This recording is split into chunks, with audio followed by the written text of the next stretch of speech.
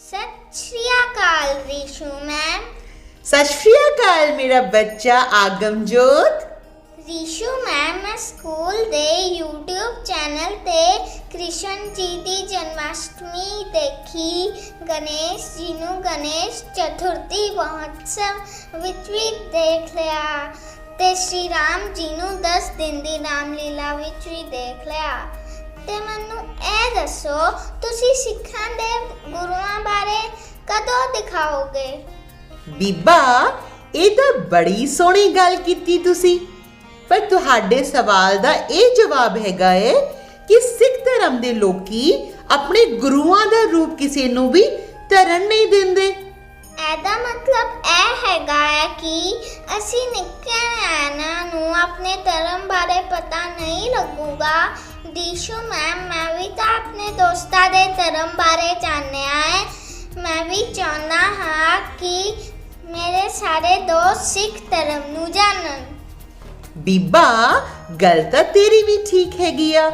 बिना गुरुआं दे रूप धरे मैं कोशिश करके वेखदी आ कि मैं तुहानू ते तुहाडे दोस्तां नू सिख धर्म दे सुनहरी इतिहास नाल किद्दां परिचित करा सकदी आ, क्योंकि साडा देश तां सारी दुनिया 'च धर्म दी अखंडता दे कारण ही प्रसिद्ध हैगा है। चलो मैं कुछ सोचदी आ आगमजोत। मैम, एक आइडिया हैगा है। दसो। तुसी प्रभात फेरी करा सकते हो, शब्द कीर्तन भी करा सकते हो।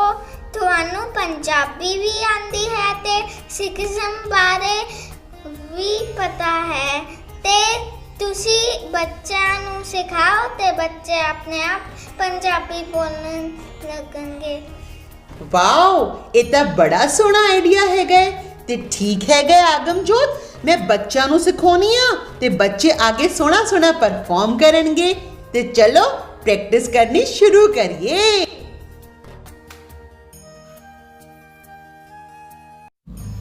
आगमजोत दी गल्लां ते विचार करके असी कोशिश कीती कि असी गुरुआं दा बिना रूप धरे तुहानू सिखिज्म बारे दस सकीए। ते जदों जदों सानू गुरुआं दे रूप दी लोड़ पई, असी उत्थे प्रकाश दिखाया है ते असी एक्सपैक्ट करते हैं कि तुसी उसनू समझ पाओगे।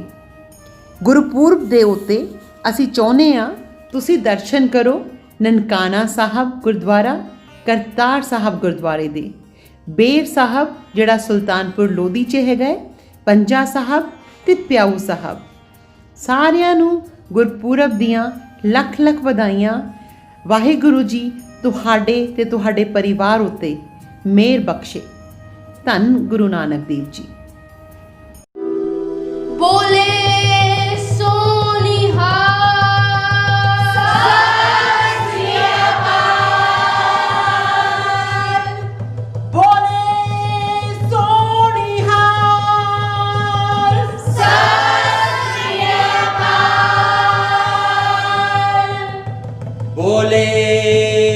सोनिहाल। सत श्री अकाल।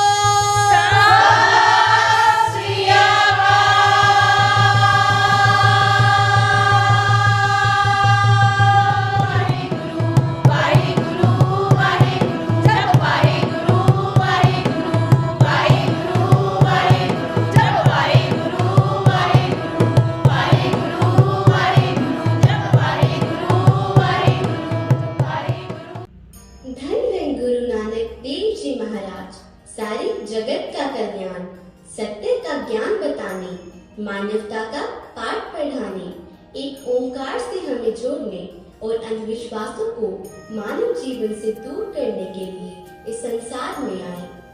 अंधकार से प्रकाश की ओर और अधर्म से धर्म की ओर ले जाने वाले गुरु नानक देव जी के जीवन की कुछ अंशों को दिखाने का प्रयास आज विद्याश्री के विद्यार्थी करने जा रहे हैं।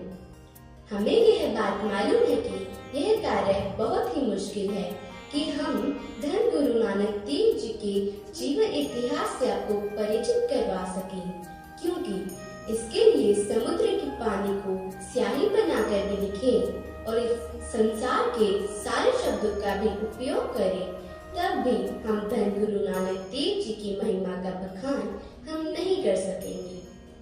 सारी संगत विद्याश्री विद्यालय सदैव इस प्रयास में रहता है कि हम अपने बच्चों को अपनी संस्कृति से जोड़े रखें और इसी प्रयास को साक्षी करने के लिए हम आप सबसे परिचित करवाएंगे सिख धर्म के पहले गुरु नानक देव जी महाराज, जिनका जीवन मानव सेवा एवं उद्धार को समर्पित था। तो आइए आज हम सब मिलकर दर्शन करें सिख धर्म के पहले धन गुरु नानक देव जी महाराज की जीवन काल का। प्यारी संगत, धन गुरु नानक देव जी महाराज के जीवन की कुछ घटनाओं को दर्शाने का प्रयास आज विद्याश्री द्वारा किया गया है। यदि हमारे इस प्रयास में किसी प्रकार की कोई त्रुटि रह जाए तो हम इसके लिए आपसे हाथ जोड़कर क्षमा प्रार्थी हैं। तो आइए मिलकर चले एक ऐसे युग में जहाँ शासक प्रजा पर बड़ा अत्याचार करते थे। शासक के जुल्मों से आम जनता हर तरफ त्राही त्राही कर रही थी। हर तरफ अज्ञान एवं अंधविश्वास का बोलबाला था और धार्मिक आस्थाओं को जबरन खंडित किया जा रहा था। ऐसे समय में लोगों को दुखों को हरने, उन्हें सही मार्ग दिखाने, ज्ञान के प्रकाश को जलाने और समस्त मानव जीवन के कल्याण के लिए धन गुरु नानक देव जी महाराज ने इस धरती पर कार्तिक पूर्णिमा के दिन 15 अप्रैल 1469 को माता तृप्ता की कोख से जन्म लिया। धन गुरु नानक देव जी के पिता का नाम मेहता कालू राय था, जो खेती बाड़ी और व्यापार करते थे और साथ ही गांव के पटवारी भी थे। पाकिस्तान में लाहौर से 30 मील दूर तलवंडी, जहां गुरु नानक देव जी का जन्म हुआ, उसे आज ननकाना साहिब के नाम से जाना जाता है। प्रधान पटवारी मेहता कालू राय जी के घर गुरु नानक देव जी का लालन पालन बड़े प्यार से किया गया। गुरु नानक देव जी के जन्म से पूर्व माता तृप्ता ने एक पुत्री को जन्म दिया, जिनका नाम नानकी था। बहन नानकी के नाम के कारण ही गुरु नानक देव जी का नाम नानक रखा गया। गुरु नानक देव जी का बचपन तलवंडी गांव में गुजरा। बचपन से ही उनका मन अध्यात्म की तरफ रहने लगा। उनके साथी जब खेल कूद में अपना समय व्यतीत करते थे, तब नानक देव जी आत्मचिंतन की तरफ अग्रसर थे। जैसे जैसे गुरु नानक देव जी बड़े हुए, वैसे वैसे ही उनके चमत्कारों को पूरी दुनिया ने देखा। एक बार की बात है, जब सद्गुरु नानक देव जी महाराज सप्ततार के ध्यान में डूबे हुए एक पेड़ के नीचे बैठे थे। कुछ देर में उन्हें गहरी नींद आ गई। कुछ देर बाद बालक नानक के चेहरे पर धूप आ गई। उसी समय एक सफेद रंग का बड़ा सांप वहां आया और अपना फन उनके चेहरे पर इस तरह फहराया कि उन पर धूप न पड़ सके।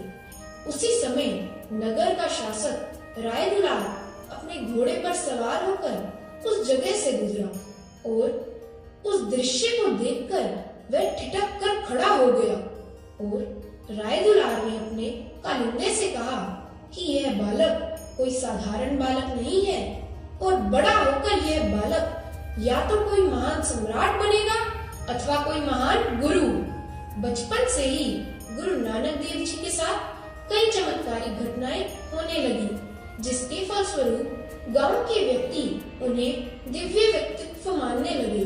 बचपन में इनमें श्रद्धा रखने वालों में इनकी बहन नानकी एवं गांव के शासक राय दुलार प्रमुख थे। सन 1485 में धन गुरु नानक देव जी का विवाह बटाला निवासी मूला की कन्या सुलक्षणी से हुआ।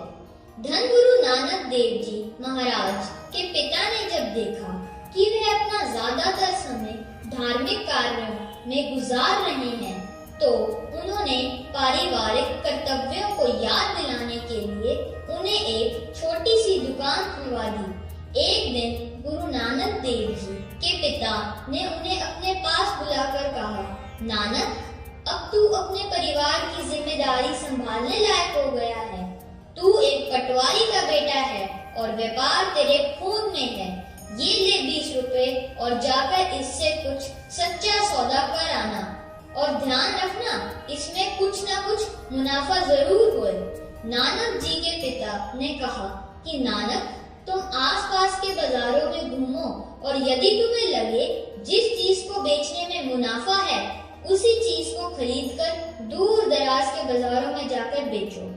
नानक, जब तुम बड़े बड़े सूझवान व्यापारियों से मिलोगे तो तुम्हें व्यापार की समझ आएगी, और जब 4 लोगों से मिलोगे तो तुम्हारा मन भी दूसरे कामों की तरफ लगेगा। गुरुजी ने पिताजी की बात मानकर सहमति से सिर हिलाया। गुरु साहेब भाई बाला को साथ लेकर घर से सच्चा सौदा करने के लिए चले। तलवंडी से कुछ दूर चलने पर गुरु नानक देव जी की नजर कुछ साधुओं पर पड़ी जो कि प्रभु भक्ति में लीन थे।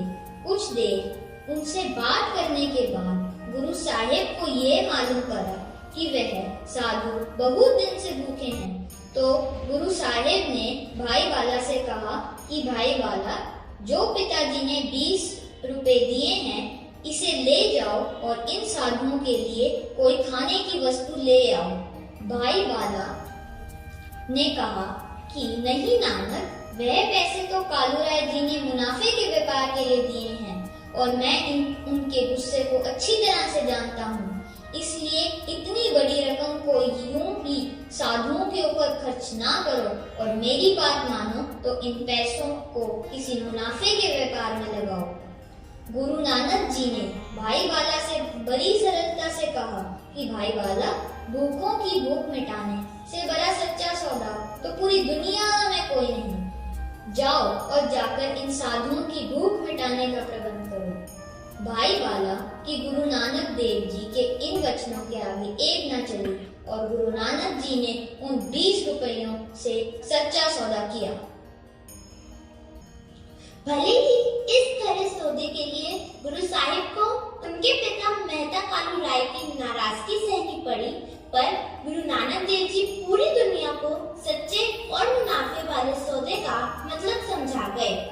नवंबर 1504 में उनकी बड़ी बहन नानकी के पति जयराम ने धन गुरु नानक देव जी को अपने पास सुल्तानपुर बुला लिया। अपने बहनोई जयराम की कोशिशों से वह सुल्तानपुर के गवर्नर दौलत खान के यहाँ मादी रख लिए गए। गुरु नानक देव जी अपनी कमाई का ज्यादातर हिस्सा गरीबों और साधुओं को ही दे दिया करते थे।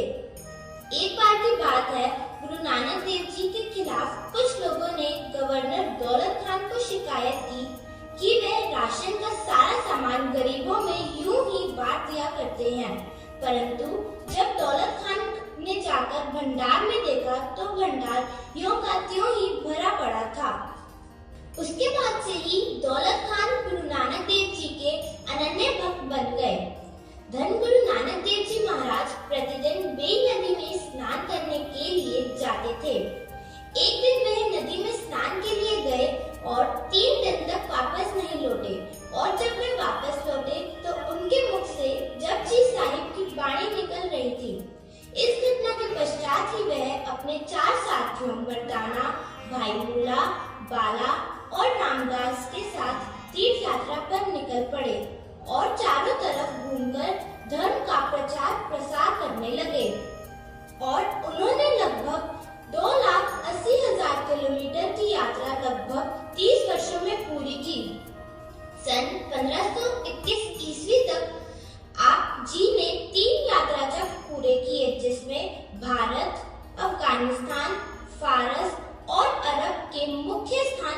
शामिल थे। इन्हीं यात्राओं को पंजाबी में उदासियां कहा जाता है। आइए इन्हीं में से कुछ उदासियों की झलक आप सबके साथ साझा करें।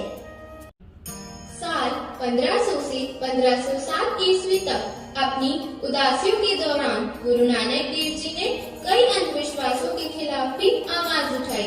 अपनी यात्रा में गुरु नानक देव जी भाई मर्दाना के साथ अलग अलग स्थान पर जाते हुए लोगों का उद्धार करते हुए हरिद्वार पहुँचे, जो कि गंगा नदी के किनारे स्थित है।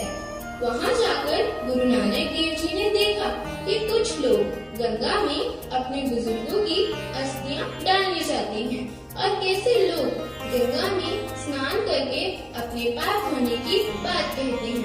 गुरु नानक देव जी ने एक पंडित को पूजा करते हुए देखा। ओम त्र्यंबकम यजामहे सुगंधिं पुष्टिवर्धनम् उर्वारुकमिव बंधनात् मृत्योर्मुक्ष्यमामृतात्। जजमान, आप ये फूल यहाँ रखिए। जी पंडित जी। ओम त्र्यंबकम यजामहे सुगंधिं पुष्टिवर्धनम् उर्वारुकमिव बंधनात् मृत्योर्मुक्ष्यमामृतात्। जजमान, यहाँ दक्षिणा रखिए। जी पंडित जी। अरे जजमान, आपने गौदान की दक्षिणा तो रखी ही नहीं, उसकी दक्षिणा भी यहाँ रखिए। जी पंडित जी, जैसी आज्ञा। जजमान, यहाँ जल चढ़ाइए। जी पंडित जी। जजमान, ये आटे की पेड़ी यहाँ रखिए, इससे आपके पितरों को शांति मिलेगी। जी पंडित जी महाराज, जैसी आज्ञा। पंडित जी, कोई भी पूजा पाठ या हवन करवा लीजिए, पर व्यापार में बहुत घाटा हो रहा है, उसका कुछ उपाय जरूर करवाइएगा। क्या पता पितरों को तृप्त करके कुछ लाभ मिल जाए। चिंता मत कीजिए जजमान, इस हवन और पूजा के बाद तो आपके व्यापार में लाभ ही लाभ है। उठाइए जजमान इस लोटे को और पवित्र गंगा का जल पूरब दिशा की ओर दीजिए, जिससे कि इस गंगा जल से आपके पितरों को तृप्ति मिल सके। जी पंडित जी महाराज, जैसी आज्ञा। हे ईश्वर, इस जजमान से आज ज्यादा से ज्यादा दक्षिणा मिल जाए, मुझे रुपयों की सख्त जरूरत है। यह सब घटना गुरु नानक देव जी देख रहे थे और उन्होंने देखा कि गंगा में और भी कई लोग स्नान करने के लिए आ रहे थे। गुरु नानक देव जी नहाने के लिए गंगा नदी में उतरे, परंतु वह पूर्व दिशा की जगह पश्चिम दिशा में पानी देने लगे।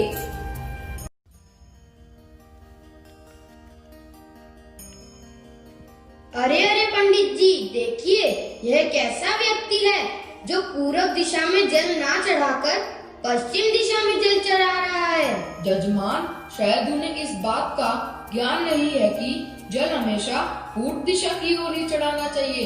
आप यहीं ठहरिए, मैं उनसे बात करके आता हूँ। बाबा जी, सूरज दिखता तो पूर्व दिशा की तरफ से निकलते हैं और हमारे सभी पितृ भी भगवान के पास स्वर्ग में पूर्व दिशा में ही रहते हैं। तो आप बताइए, क्या हिंदू है या मुसलमान जो आप पश्चिम दिशा में जल अर्पण कर रहे हैं? नानक देव जी ने बड़ी सरल भाषा में पंडित जी से एक प्रश्न किया कि अगर तुम्हारा पूरब में दिया हुआ पानी तुम्हारे पितरों के पास पहुंच सकता है, तो क्या मेरा पश्चिम में दिया हुआ पानी कुछ 100 मील दूर मेरे पंजाब के खेतों तक नहीं पहुंचेगा? गुरु साहिब की इस बात का पंडित जी के पास कोई जवाब नहीं था। गुरु साहिब हमेशा से ही तर्कविहीन मुद्दों पर लोगों को जागरूक कराते आए थे और ऐसे ही अपनी यात्राओं में उन्होंने अंधविश्वासी परंपराओं का भरपूर विरोध किया। अपनी यात्राओं के दौरान गुरु नानक देव जी ने कई अहंकारी व्यक्तियों का अहंकार भी नष्ट किया। रावलपिंडी से 45 किलोमीटर दूर एक पुरातन शहर हसन अवतारपुर था, जो कभी धन और व्यापार का सबसे बड़ा केंद्र था। गुरु नानक देव जी साहिब मक्का से वापस आते हुए इसी शहर हसन अवतारपुर में रुके और एक पहाड़ी के नीचे उन्होंने अपना डेरा जमाया। इस पहाड़ी के शिखर पर पीर वली कंधारी का निवास था, जिसकी दूर दूर तक बड़ी महानता थी। भाई मर्दाना ने गुरु साहब से कहा कि गुरुजी, बहुत प्यास लग रही है, आज्ञा हो तो पानी पी आऊं। नानक जी ने कहा कि मर्दाना इस पहाड़ी के ऊपर एक फकीर रहता है जिसका नाम वली कंधारी है, वहीं पानी का चश्मा है। मर्दानिया तू उस ओर जा, शायद ओ फकीर तुझे उस चश्मे का पानी पीने दे। भाई मर्दाना पहाड़ी चढ़कर उस चश्मे के पास गया और उन्होंने वली कंधारी से कहा कि संत फकीर, क्या मैं इस चश्मे का पानी पी सकता हूँ?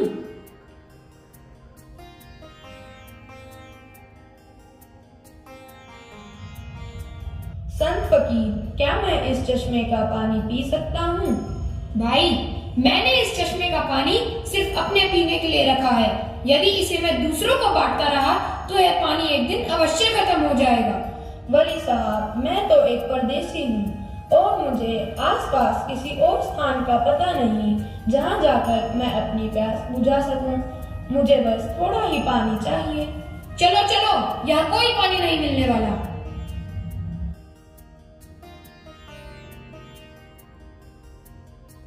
वली कंधारी नहीं माना।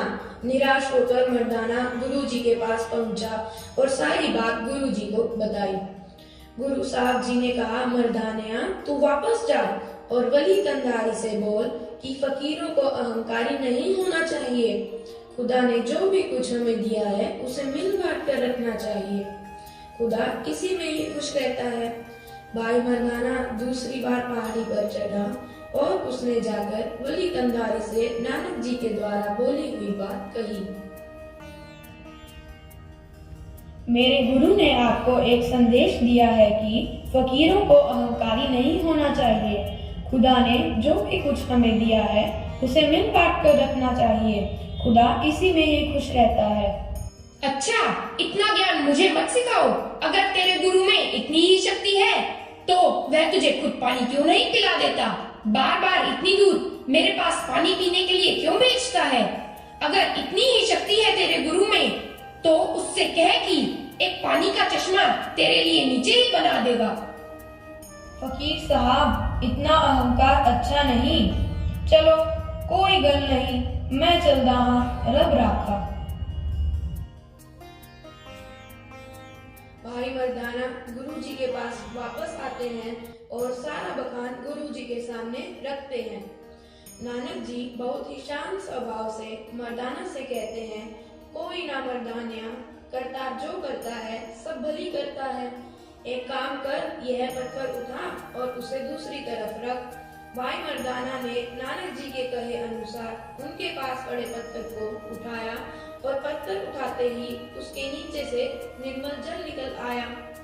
दूसरी ओर वली कंधारी ने देखा कि उसके चश्मे का पानी धीरे धीरे खत्म हो रहा है और जब उसने पहाड़ी से देखा कि मर्दाना अपनी प्यास पानी से बुझा रहा है तो वली कंधारी ने गुस्से में आकर एक बड़ा पत्थर पहाड़ी के ऊपर से फेंका, जिसे गुरुजी ने अपने हाथ से ही रोक लिया। वली कंधारी को अपनी गलती का एहसास हुआ और उसने तुरंत पहाड़ी से नीचे आकर नानक जी से अपने किए की क्षमा मांगी। मुझे माफ करो मेरे खुदा, मैं आपको पहचान नहीं पाया। मैं सच में अहंकारी हो गया था और यह बात भूल गया था कि अगर उस खुदा ने हमें इस मानव जीवन के रूप में धरती पर भेजा है तो यह हमारा कर्तव्य है कि हम अपने अंदर मानवता को जीवित रखें, क्योंकि उस खुदा ने अगर हमें किसी चीज से नवाजा है तो वह जब चाहे उसे वापस भी ले सकता है। वली कंधारी के अहंकार को तोड़कर गुरु साहब ने सारी मानवता को नम्रता और दैवी गुणों को अपने जीवन का श्रृंगार बनाने की प्रेरणा दी। गुरु साहब जी के पंजे की छाप आज भी पाकिस्तान के गुरुद्वारे श्री पंजा साहिब में देखने को मिलती है। गुरु नानक देव जी अपनी उदासियों के दौरान यात्रा करते हुए सैदपुर पहुँचे, जहाँ पर एक माणिक भागो नाम का व्यक्ति रहता था, जो कि अत्याधिक कर और ब्याज की वसूली गलत तरीकों से किया करता था। उसका शहर में बहुत वर्चस्व था और उससे अधिक धनी व्यक्ति पूरे शहर में कहीं नहीं था। जब माणिक भागो को यह सूचना मिली कि उसके शहर में एक महान संत आए हुए हैं, तो उन्होंने अपने नौकर को अपने पास बुलाकर कहा, रामू इधर आ। जी मालिक। सुना है कि आजकल सैदपुर में एक बहुत बड़े संत ने डेरा जमाया है और उनकी वाणी में जैसे अमृत का रस निकलता है। जी मालिक, मैंने भी कुछ ऐसा ही सुना है, परंतु अभी तक मैं उनके दर्शन नहीं कर पाया हूँ। अच्छा, कोई बात नहीं, लेकिन ये तो बताओ कि उस संत ने किस मंदिर में अपना डेरा जमाया है? मालिक, वे संत महात्मा किसी मंदिर में नहीं, बल्कि हमारे ही गांव के गरीब किसान लालो के घर पर ठहरे हुए हैं। क्या लालो के घर पर? सैदपुर में मेरे जैसे धनिक होने के बावजूद उस संत महात्मा को लालो जैसे गरीब किसान के घर रहने की क्या आवश्यकता है? जाओ और उस संत को सत्कार से हमारा निमंत्रण देना और उन्हें अपने साथ अवश्य लेकर आना। जैसी आज्ञा सरकार। नौकर लालो के घर पहुंचता है, परंतु गुरु नानक देव जी ने उसके साथ जाने से मना कर दिया और वह नौकर निराश होकर सेठ के पास वापस पहुंचा। राम राम मालिक। राम राम, कहो मेरा संदेशा उन महात्मा तक पहुंचा है? जी मालिक। अरे मूर्ख, तो उन्हें अपने साथ क्यों नहीं लाए और अकेले ही क्यों चले आए? क्योंकि मालिक। अरे ऐसे दबी दबी आवाज में क्यों बोल रहे हो? साफ साफ बोलो, उन्हें अपने साथ क्यों नहीं लाए? क्योंकि मालिक, उन महात्मा ने मेरे साथ आने से मना कर दिया। क्या? पर ऐसा क्यों? मुझे लगता है कि तुमने उन्हें ठीक से हमारे बारे में नहीं बताया होगा। मुनीम जी, इस बार आप जाइए और विनम्रता पूर्वक उन गुरुवर से कहिए कि हमारे यहाँ ठहरे अथवा नहीं ठहरे, परंतु एक बार आप हमारे यहाँ चरण अवश्य डाले। जी मालिक, मैं जाकर उन महात्मा से विनती करता हूँ।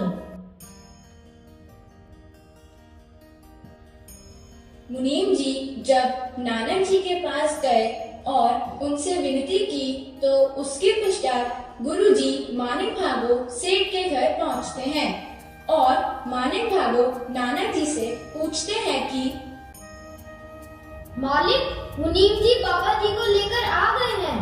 अच्छा, ये तो बड़ी खुशी की बात है।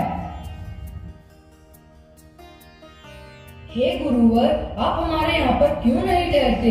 हमारे यहाँ आपको सभी सुख सुविधाएं मिलेगी, भली प्रकार का अच्छा भोजन मिलेगा, रहने की उचित व्यवस्था मिलेगी। मानिक भागो, मुझे तो लालो के घर से रूखी सूखी रोटियों में भी आनंद आता है, क्योंकि वह रोटियां ईमानदारी की हैं और उन रोटियों में से स्वयं ही दूध निकलता है। क्या दूध निकलता है? बाबा जी, यदि लालो की रोटियों में से दूध निकलता है तो मेरी रोटियों में से क्या निकलेगा? मानिक भागो, तुम्हारी रोटियों में से खून निकलता है। नानक जी ने इस सवाल के जवाब में कहा कि मानिक भागो, तुम्हारी रोटियों में से खून निकलता है, और गुरु जी की आज्ञा से लालो और मानिक भागो के घर से रोटियां मंगाई गई। गुरु नानक देव जी महाराज ने अपने एक हाथ में लालो के यहाँ से आई हुई रोटी ली और दूसरे हाथ में मानिक भागो के घर से आई हुई रोटी को पकड़ा और दोनों रोटियों को अपने हाथों से निचोड़ा। यह देखकर सभी दंग रह जाते हैं कि लालो के घर से आई सूखी रोटी में से दूध निकलता है, जबकि मानिक भागो के घर से आई हुई रोटी में से खून निकलता है। बस फिर क्या था, मानिक भागो गुरु जी के चरणों में गिर गया। गुरु जी ने मानिक भागो से कहा कि अन्याय से जितना भी धन तुमने इकट्ठा किया है उसे गरीबों में बांट दो, क्योंकि ईमानदारी के रास्ते पर चलने वालों की ही जीत होती है और उन्हें ही परमेश्वर मिलते हैं। धर्म के प्रचार और प्रसार में की गई यात्राओं में नानक जी ने बहुतों का हृदय परिवर्तन किया, ठगों को साधु बनाया, अहंकारियों का नाश कर उन्हें इंसानियत का पाठ पढ़ाया। देश विदेश की यात्राएं करने के बाद नानक देव जी अपने जीवन के आखिरी दौर में करतारपुर में बस गए और उन्होंने गुरु गद्दी का भार गुरु अंगद देव भाई नैना को सौंप दिया। धन गुरु नानक जी की उपासना का स्वरूप हिंदू और मुसलमान दोनों को ही समान रूप से पसंद था। कहते हैं कि धन गुरु नानक देव जी के निधन के बाद दोनों समुदायों के लोग नानक जी के पार्थिव शरीर का संस्कार अपने अपने रीति रिवाजों के साथ करना चाहते थे, मगर जब कपड़े को हटाया गया तो उनके शरीर की जगह मात्र फूल ही फूल मिले, जो मानो यह संदेश दे रहे थे कि लोगों को रिवाजों के बंधन में ना बंधकर आपसी भाईचारे और एकता को महत्व देना चाहिए। धन Shri Guru Nanak Dev ji.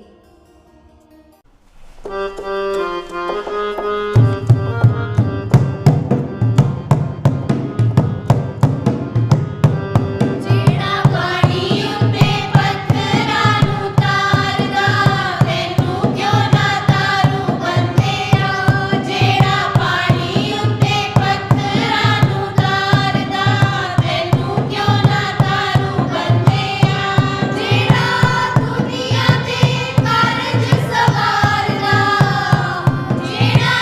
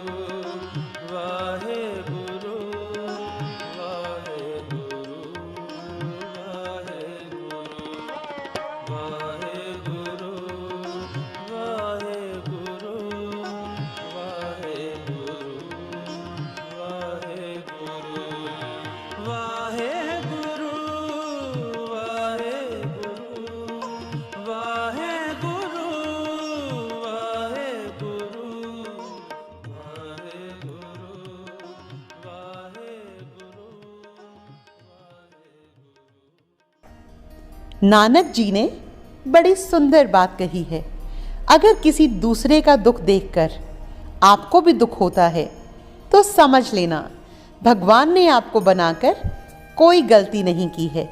Thank you Rishu ma'am, ਤੁਸੀਂ ਗੁਰਪੁਰਬ ਦੇ ਉੱਤੇ ਗੁਰੂ ਨਾਨਕ ਜੀ ਬਾਰੇ ਮੇਰੇ ਸਾਰੇ ਮਿੱਤਰਾਂ ਨੂੰ ਦੱਸਿਆ।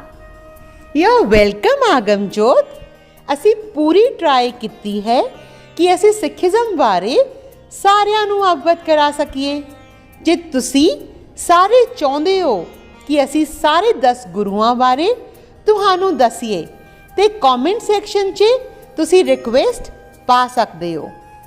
ਤੁਹਾਨੂੰ ਗੁਰਪੁਰਬ ਦੀਆਂ ਲੱਖ ਲੱਖ ਵਧਾਈਆਂ।